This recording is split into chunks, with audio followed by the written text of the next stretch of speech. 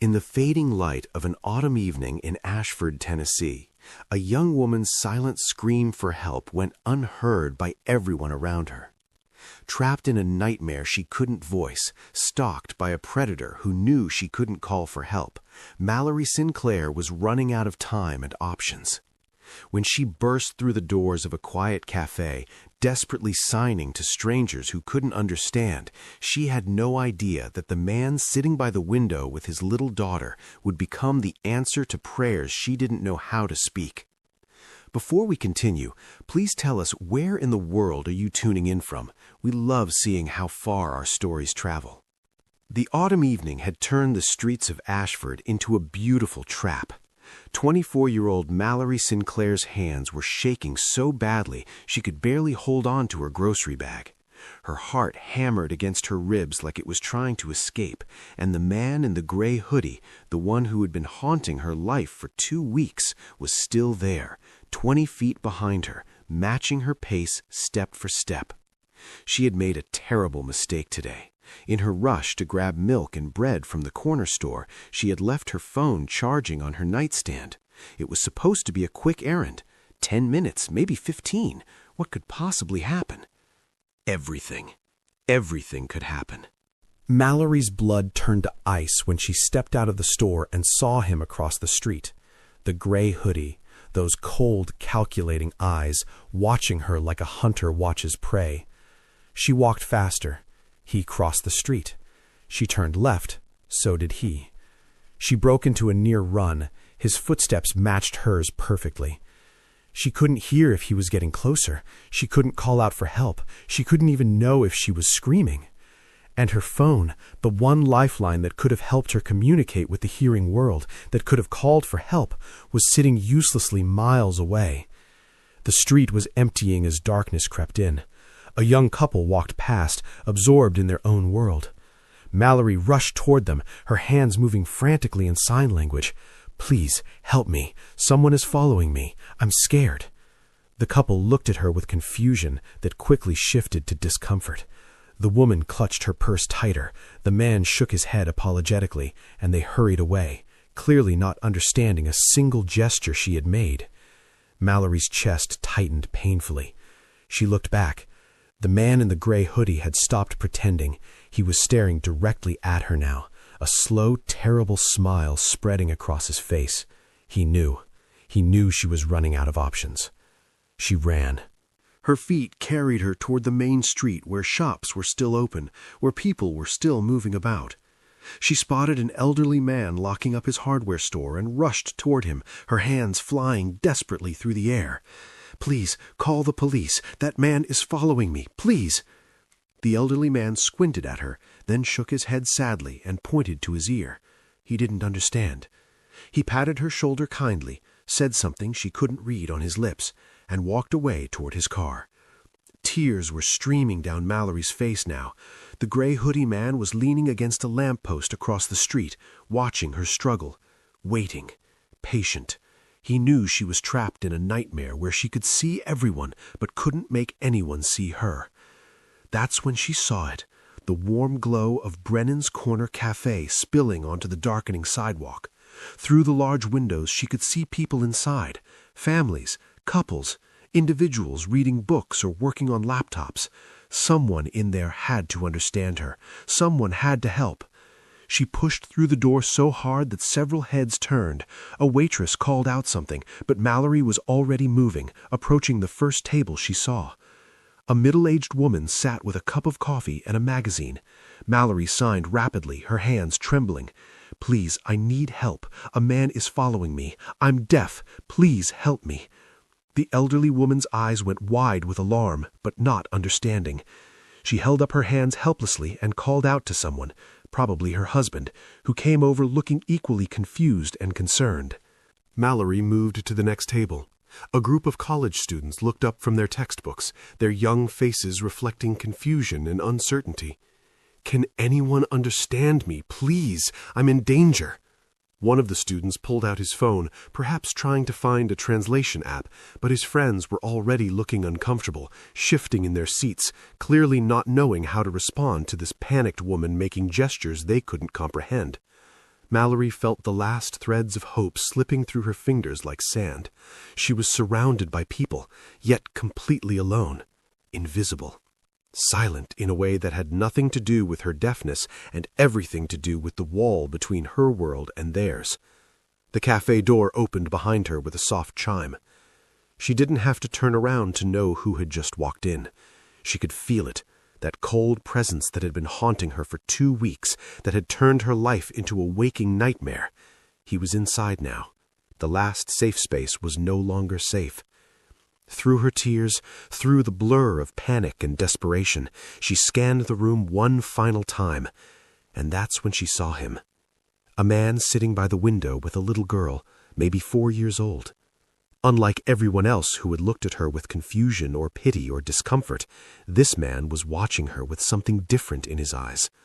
Concern, focus, understanding. Something about the way he was looking at her made Mallerie move toward him. Desperation, instinct.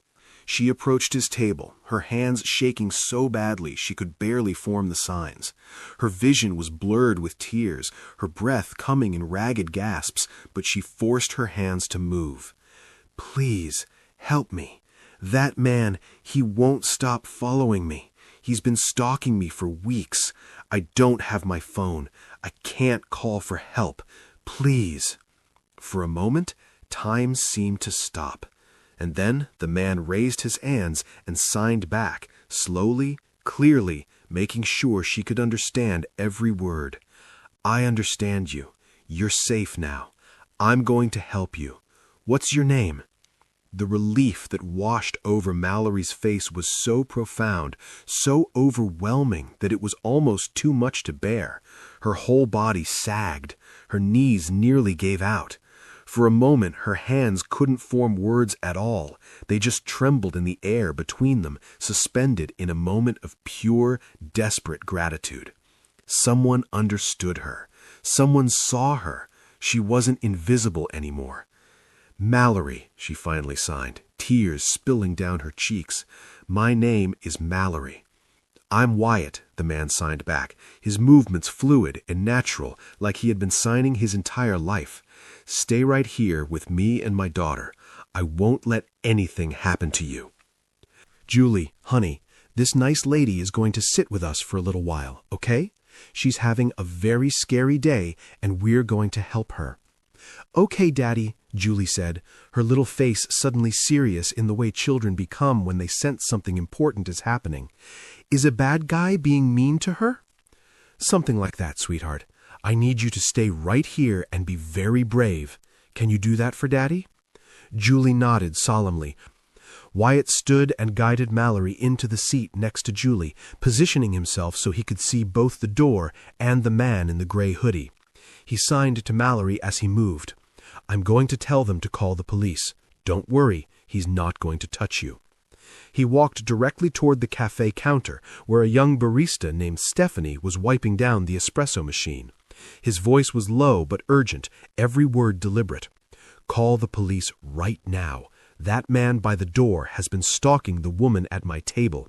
She's deaf and doesn't have her phone. She's been trying to get help, but no one understood her. Don't let him leave." Stephanie's face went pale, but she was already reaching for the phone under the counter, her hands moving quickly as she dialed. Wyatt returned to the table and sat down across from Mallerie. He signed to her, his movements calm and steady despite the adrenaline coursing through his veins. "The police are on their way. Can you tell me more about what's been happening?" Mallory's hands were still shaking, but she managed to sign back, each gesture laden with weeks of accumulated fear. "He's been following me for 2 weeks, outside my work at the bookstore, at the grocery store, outside my apartment building. I reported it to the police, but they said they couldn't do anything without evidence. Today was my day off. I just went out to get a few things. I didn't bring my phone. I didn't think I'd need it. And then I saw him again. He followed me for blocks. I tried to get help, but no one understood me. No one could hear me." The last sign, "here," carried a weight that went beyond the physical act of hearing. Wyatt's jaw tightened. "You did the right thing coming in here. You're not alone anymore." Julie, who had been watching the exchange with fascination, tugged on Wyatt's sleeve. "Daddy, why is the pretty lady talking with her hands?" "She's deaf, sweetheart. That means she can't hear sounds the way we do, so she talks with her hands instead. And I learned how to understand her a long time ago because Uncle Micah talks the same way." Julie's eyes went wide with wonder rather than confusion. "Like Uncle Micah? That's so cool!" She turned to Mallerie with the pure, unfiltered compassion that only children possess, completely unburdened by the awkwardness that made adults turn away. "Don't be sad, pretty lady. My daddy is the best helper in the whole wide world. He even fixed my teddy bear's arm when it fell off, and now Mr. Snuggles is good as new."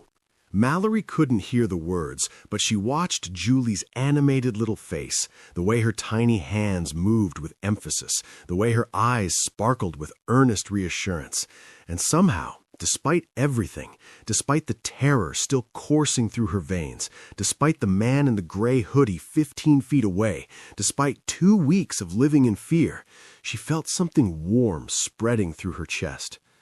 Wyatt signed to Mallerie what Julie had said, and Mallerie let out a sound that was somewhere between a laugh and a sob, something beautifully human and broken and healing all at once. "Your daughter is precious," she signed.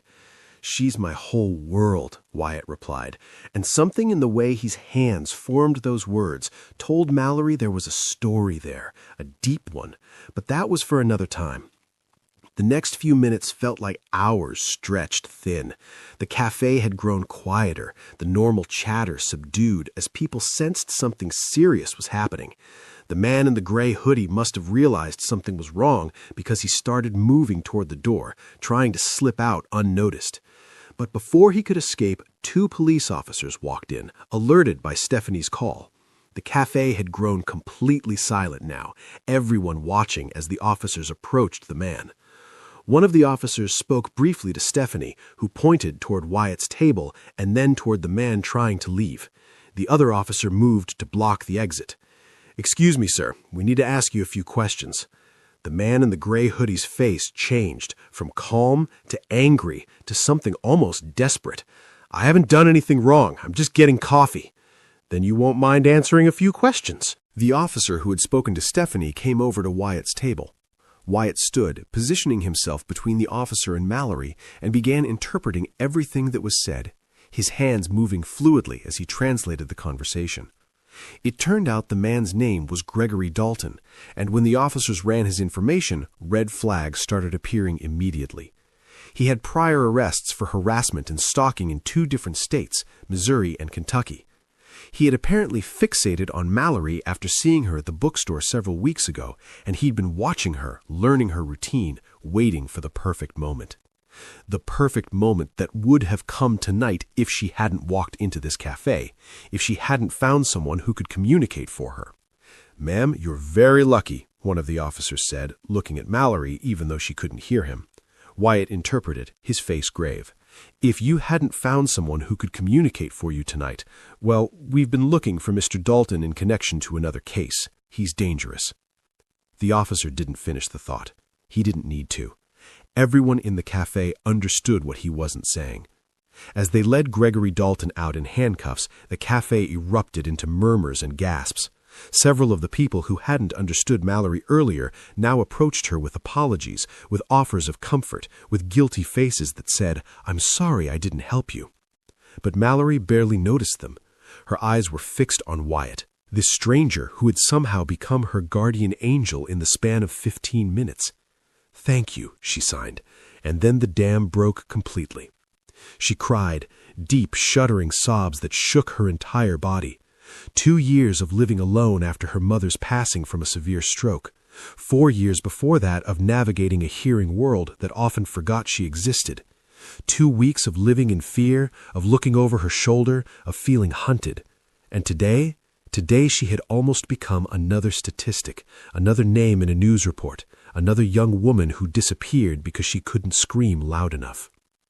If she hadn't walked into this café, if she hadn't seen Wyatt at the window, if he hadn't known sign language, the alternative was too horrible to contemplate. Julie tugged on Wyatt's sleeve, her little face scrunched with concern. Daddy, is the pretty lady still sad? She's feeling a lot of things right now, sweetheart. Sometimes people cry when they're relieved, not just when they're sad. Can I give her a hug? Hugs always make me feel better when I'm scared. Wyatt looked at Mallory and signed the question. My daughter wants to know if she can give you a hug.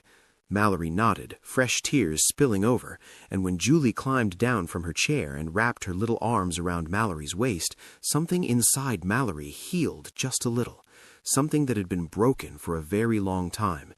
It's okay, pretty lady, Julie said, patting Mallory's back the way Wyatt always patted hers after a nightmare. The bad guy is gone now, and me and Daddy will keep you safe, right, Daddy? That's right, sweetheart. Wyatt signed to Mallory what Julie had said, and Mallory hugged the little girl tighter, her tears falling into Julie's soft brown hair. I don't know how to thank you, Mallory signed when she finally composed herself enough to pull back.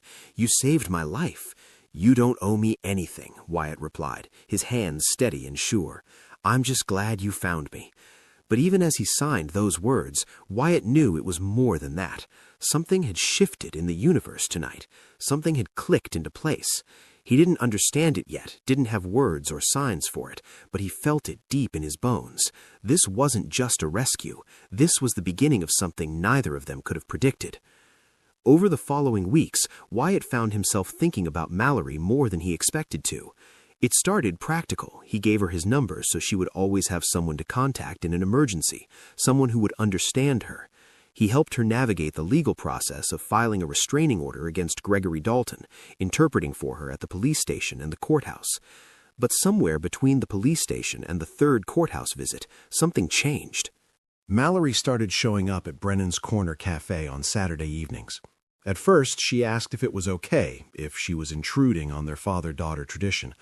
But Julie had been absolutely delighted at the prospect of seeing the pretty lady again.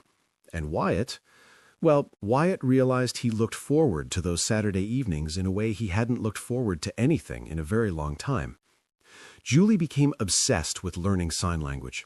She would practice throughout the week, then show off her new words each Saturday with the enthusiasm of a child discovering magic. Daddy, watch, Julie would say, her little fingers carefully forming signs she'd been rehearsing. Friend, then happy, then love. Did I do it right? Did Miss Mallory see? Was it perfect?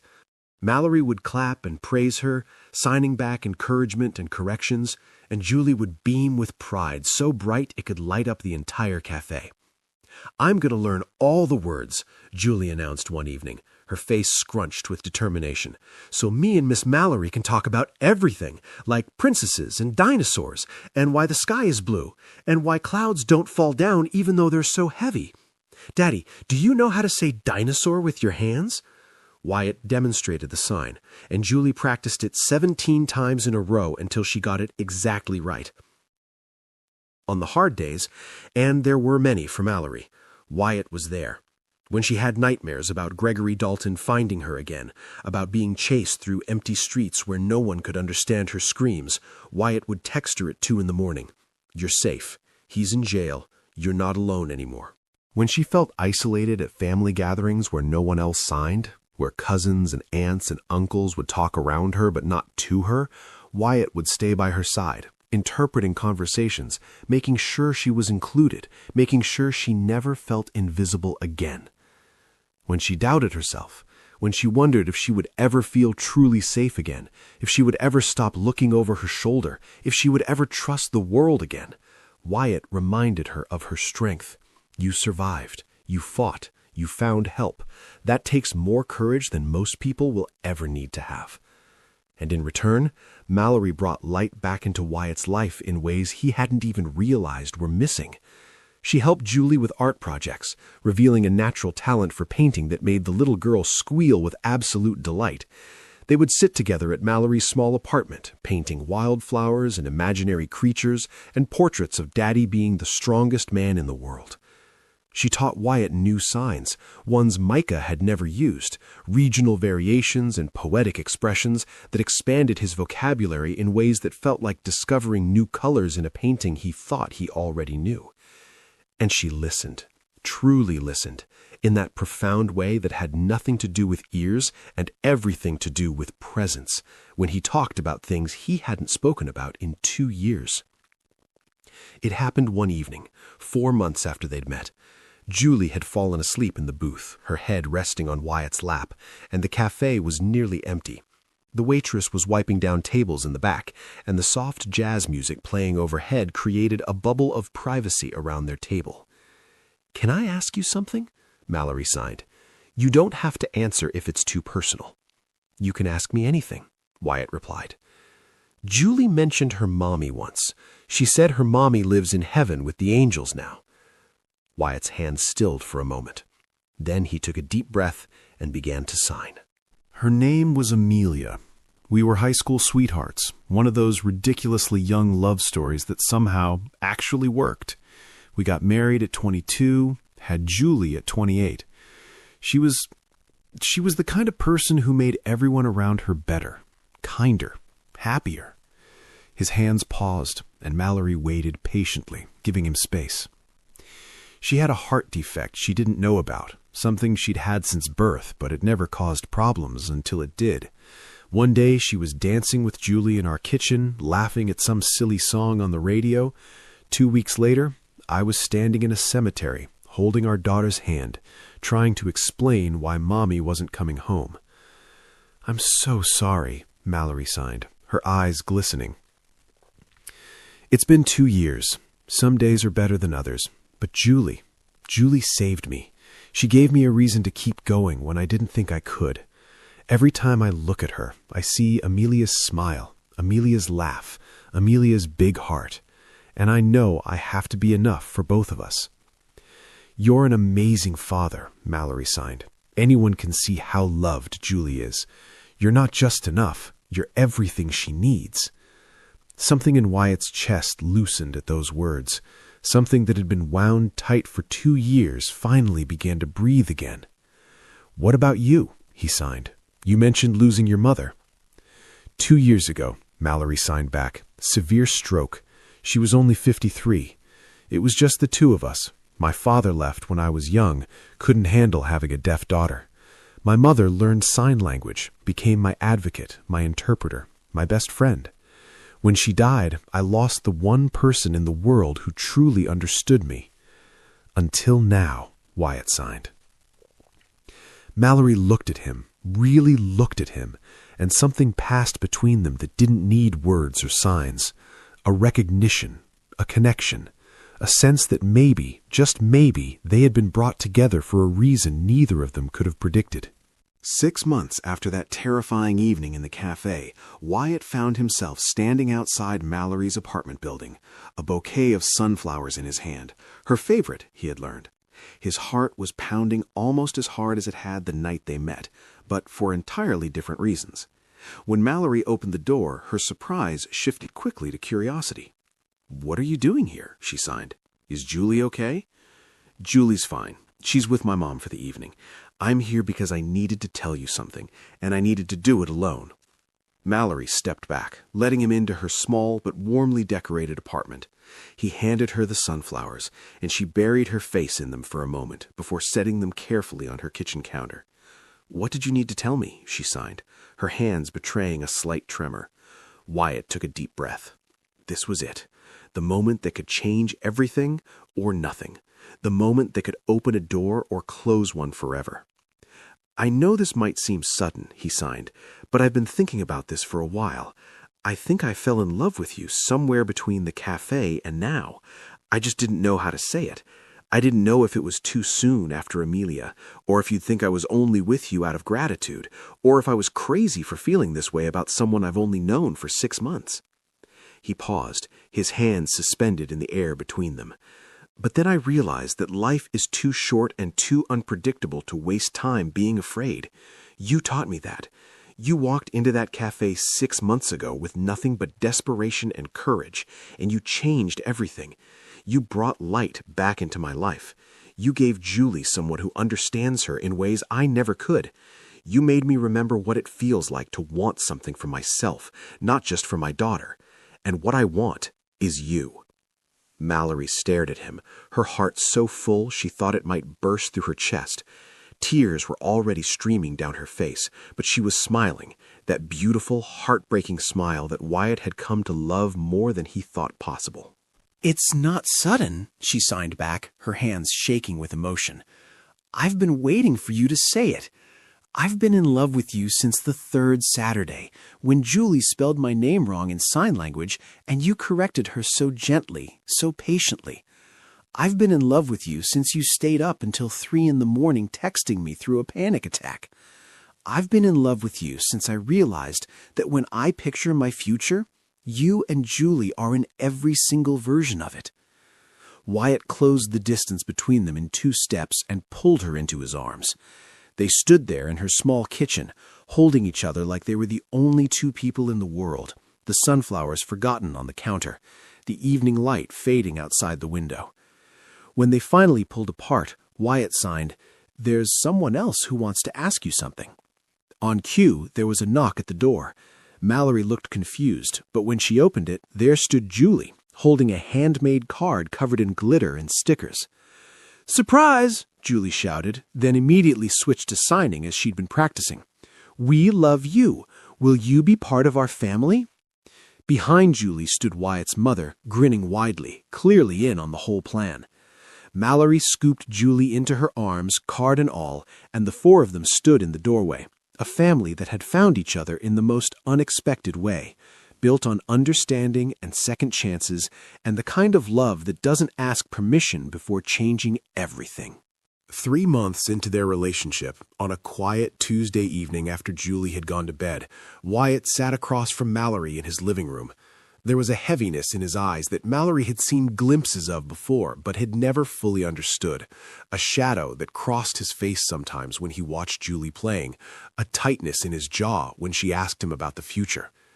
"There's something I need to tell you," he signed. "Something I should have told you a long time ago, but I didn't know how. I was afraid." Mallerie's heart tightened with sudden worry. "What is it?" Wyatt took a deep breath, his hands trembling slightly as he began to sign. 6 months before I met you, before that night in the café, I took Julie to the doctor. She had been having trouble hearing her teachers at preschool. I thought maybe it was ear infections. Kids get those all the time, right? Simple, treatable.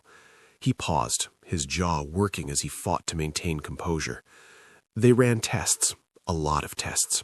Hearing tests, genetic tests, scans, and they found something. Mallerie felt her chest constrict, already dreading what was coming. Julie has a progressive genetic condition, something Amelia carried but never knew about. It never manifested in her, but she passed it to Julie. The doctors said... His hands faltered. He closed his eyes for a moment, gathering strength.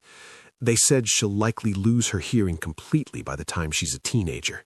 Maybe sooner. They can't know exactly when, but it's inevitable. My little girl is going to go deaf. The words hung in the air between them, heavy and terrible and heartbreaking. Mallerie thought of Julie, bright, bubbly, beautiful Julie, who sang silly songs in the car and giggled at cartoon voices and called out, "Daddy, watch," every time she learned something new. Julie, who was learning sign language not as a fun game with Miss Mallerie, but as preparation for a future without sound. "That's why she's learning sign language," Mallerie signed, the realization washing over her in waves. "That's why you've been teaching her. You're preparing her." Wyatt nodded, his tears slipping down his cheeks now, his composure finally breaking. "I didn't know how to tell you. I didn't want you to think I was only with you because of what you could offer her. Because that's not true. I fell in love with you, Mallerie, everything about you. But I also know that Julie is going to need someone who understands what she's about to go through. Someone who can show her that being deaf doesn't mean her life is over. That she can still be happy. That she can still be whole." He looked at her with raw, devastating vulnerability.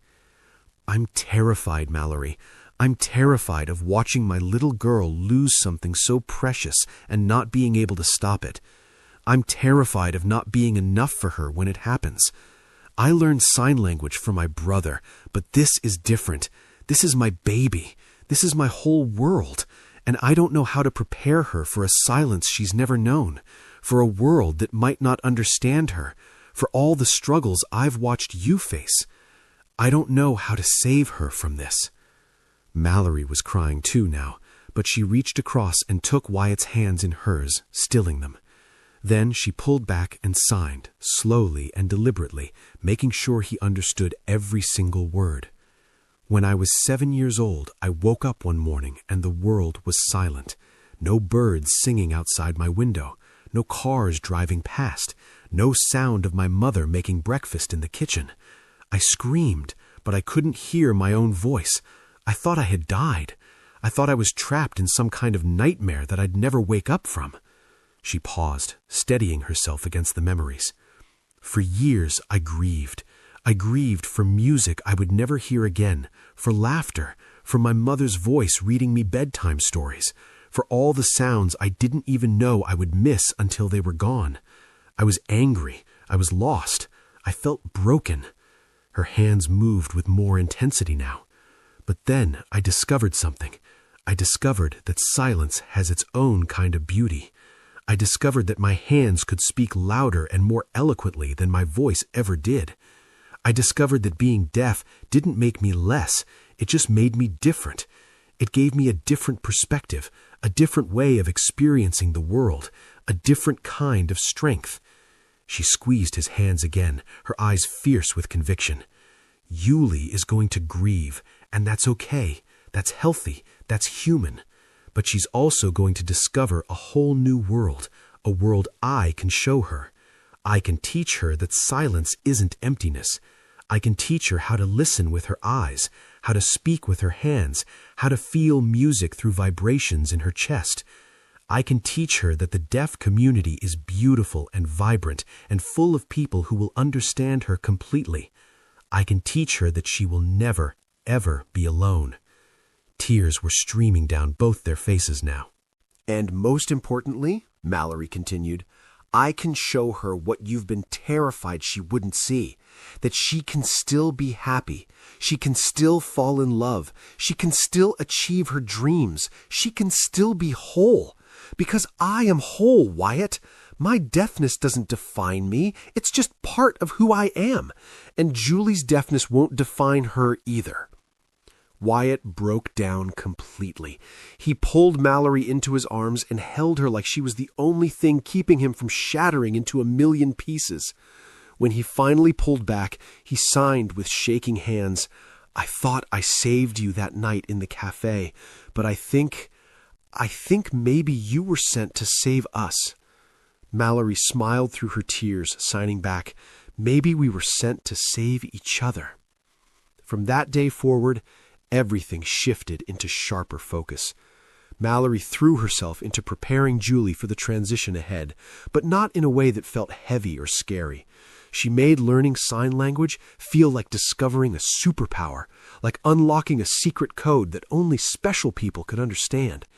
She took Julie to deaf community events on weekends, picnics in the park where children and adults signed and laughed and played together, weekend gatherings where nobody felt left out or different, storytelling sessions where deaf performers used their entire bodies to bring stories to life in ways that spoken words never could. "Daddy, look!" Julie said one Saturday afternoon, bouncing with excitement after a community picnic. Her hands moved rapidly as she signed. "I made a new friend named Oliver, and he taught me how to say butterfly and rainbow and best friends forever." She demonstrated each sign with exaggerated enthusiasm, her little face glowing with pure joy.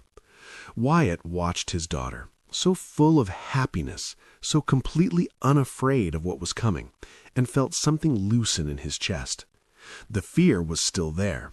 It would probably always be there, hovering at the edges of his thoughts. But it was no longer suffocating him. It was no longer the only thing he could see when he looked at his daughter's future. Because Julie wasn't just learning to be deaf, she was learning to be part of a community. She was learning that different didn't mean less. She was learning that she would never be alone. Mallerie also started teaching Julie practical things, how to feel vibrations in music by putting her hand on a speaker, how to use visual timers and alarms, how to advocate for herself when people didn't understand. But she did it all through play, through games, through activities that felt fun rather than frightening. One evening, Mallerie brought over a keyboard and showed Julie how to feel the vibrations of different notes through the wood. "Can you feel this one?" Mallerie signed, playing a deep bass note. Julie put her small hand on the keyboard and her eyes went wide. "It tickles! Do another one." They spent an hour playing with sound as vibration, with music as something you could feel in your bones rather than just hear with your ears. And when Wyatt tucked Julie into bed that night, she signed sleepily, "Miss Mallerie says music lives in your heart, not your ears." "I like that, Daddy."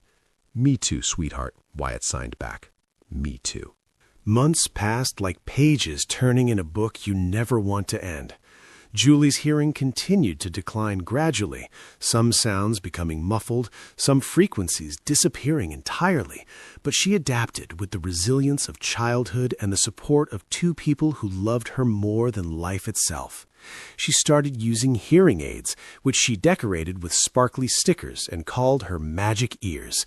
When other kids at school asked about them, she would explain proudly, in a mixture of spoken words and signs, that they helped her hear better and that she was learning a special language with her hands.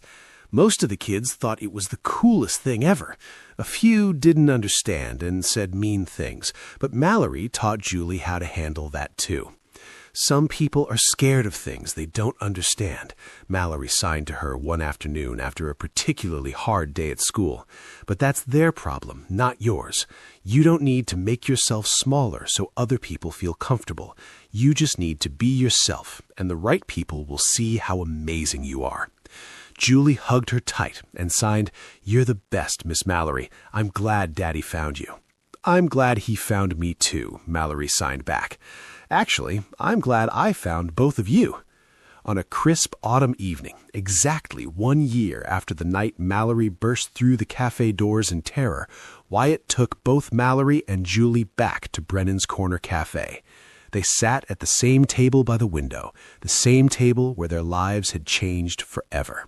Julie, now 5 years old and wearing her sparkly hearing aids, had a plate of chicken nuggets arranged into a smiley face in front of her, just like that first night. But this time, there was no fear, no panic, no desperation, just 3 people who had found each other against all odds. "Daddy," Julie said, tugging his sleeve, "can I say something to Miss Mallerie in sign language? I practiced really hard, and I want it to be perfect." Wyatt nodded, his heart so full it felt like it might overflow. "Go ahead, sweetheart." Julie turned to Mallerie, her little face scrunched with concentration. Slowly, carefully, with the deliberateness of a child who wants to get every gesture exactly right, she formed the signs. "Thank you for teaching me. I'm not scared anymore. I love you." Mallory's hand flew to her mouth. Tears streamed down her face as she pulled Julie into her arms, holding her tight against her chest, rocking her gently. "I love you too," Mallerie signed, when she could finally compose herself. "So much." Wyatt watched them, his daughter and the woman he loved, both of them crying and laughing and signing and hugging, and thought about fate. About that terrifying evening a year ago when a panicked woman burst through the cafe doors and changed their lives forever. About all the coincidences that had to align perfectly for them to find each other. If Mallerie hadn't left her phone at home, if she had chosen a different cafe, if he and Julie had stayed home that night instead of keeping their Saturday tradition, if he never learned sign language for his brother, if any single element had been different, they never would have found each other. But they had. Against all odds, despite all the fear and pain and grief that had brought them to that moment, they had found each other. If this story touched your heart, don't leave silently. Subscribe to Souls Connecting Tales and stay with us for more moments that remind us what it means to be human. Leave a comment and share your thoughts. Your words might comfort someone who needs them more than you know. And if you felt even a spark of hope today, give this video a like, because sometimes a small act of support can change everything.